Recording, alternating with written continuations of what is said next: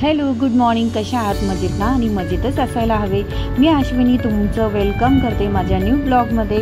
आणि आजचा विषय आहे की आपल्या घरामध्ये प्रत्येक घरामध्ये एक हाऊसवाईफ असते आणि ती काय काय काम करू शकते 365 डेज हे मी तुम्हाला सांगणार आहे. ॲक्च्युली दाखवायची काही गरजच नाही आहे, कारण तुमच्या घरामध्ये आई असते, बहीण असते किंवा कोणाची मिसेस असते, ते रोजच हेच काम करतात.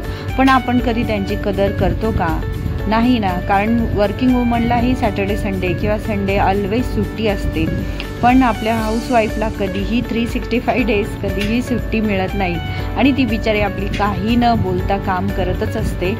आणि चला तर बघूया. आज मी सकाळी सकाळी मॉर्निंगला मस्त असं घरीच पीठ भिजवलं होतं, तर इतकं छान असं फर्मेंट झालं आहे आणि त्याची इडली बघा इतकी खुसखुशीत झालेली आहे, इतकी मऊ आणि एकदम छान अशी बनलेली आहे. हे मी पीठ अगदी उडद डाळ, मूग डाळ आणि घरचे आपले तांदूळ यामध्ये मिक्स केलेलं होतं सगळं आणि छान असे भिजवून सकाळी वाटून घेतलं आणि फक्त थोडासा इनो मी त्यामध्ये ॲड केलं आहे. आता तुम्ही म्हणाल हिने माठ वरती का ठेवला आहे? कारण वरती ठेवण्याचं कारण एकच की माझा जो मुलगा आहे विहान, तो 5 मिनिटात सगळा माठ खाली करून मोकळा होईल जर मी खाली कुठे ठेवला.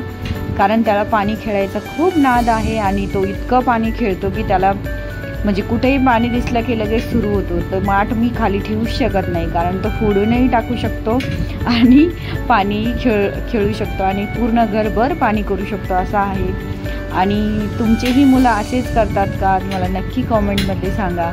आणि मैत्रिणींनो, सबस्क्राईब केलं नसेल तर प्लीज सबस्क्राईब करा. आणि तुम्हाला कुठले नवनवीन विषय आवडतील ऐकायला, बोलायला, तर ते पण मला कॉमेंटमध्ये नक्की सांगा, मी ते पण घेऊन येईल. आणि इकडे बघा इरा आणि विहान आणि तिची मैत्रीण होती आसमी कसे खेळतायत बघा. तिघांनाही 3 पेपर दिलेले होते आणि त्यांना सांगितलेलं की ज्याने त्याने ज्याचा त्याचा अभ्यास करा. तर आमच्या साहेबांनी काही नाही, पेपर तर दिला फेकून आणि मस्त अंगावर उघडत बसला पेन. आणि तिकडं दुपारी माझा स्वयंपाक चालू होता. मस्त अशी डाळ मखणीची भाजी आणि चपाती करून घेतली.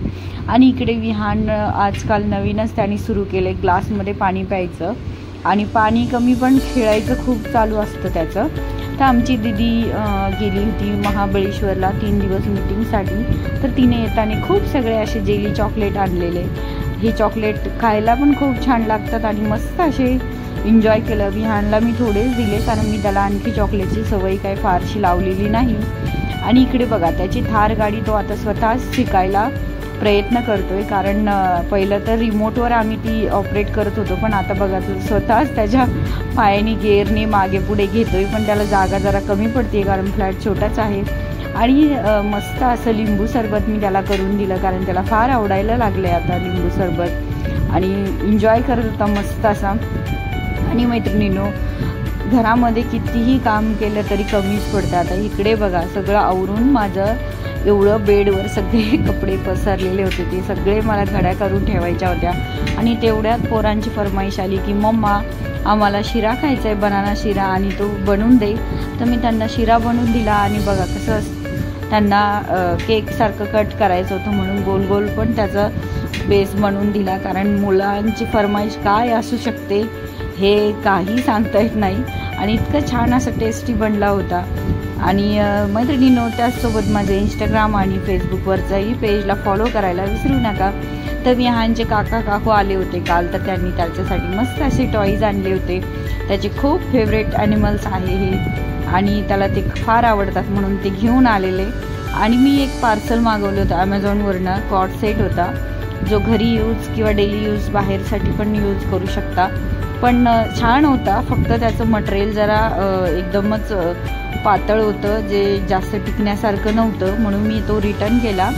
तुम्हाला जर आवडत असेल तर तुम्ही मला बायोमध्ये लिंक मी टाकते, ते तुम्ही बघून चेक करू शकता. ॲमेझॉनवरती मी घेतलेला. आणि सगळं आवरल्यानंतर आणि मुलांना खाली खेळायला घेऊन खाली छान अशी फिरायला घेऊन गरम खाली म्हणून छान बाहेरची हवा एन्जॉय करत होते. आणि असं संपवला आजचा व्लॉग. तर बाय.